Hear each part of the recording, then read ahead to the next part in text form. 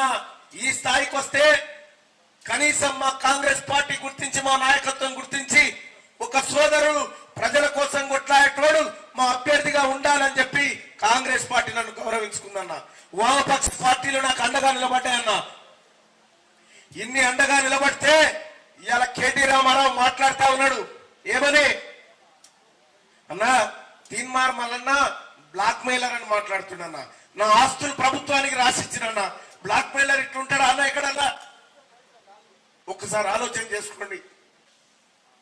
మీరు చేసిరన్నా ఈ ప్రజల కోసం నేను నా బిడ్డకు వచ్చిన కష్టం ఏ బిడ్డకు రావద్దని 200 మంది పిల్లలకు ఆపరేషన్లు చేయించినన్నా నేను తీన్మార్ మల్లన్న.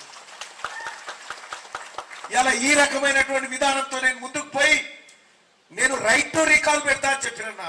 మీకు దమ్ముందా అది పెట్టే సోదరులారా?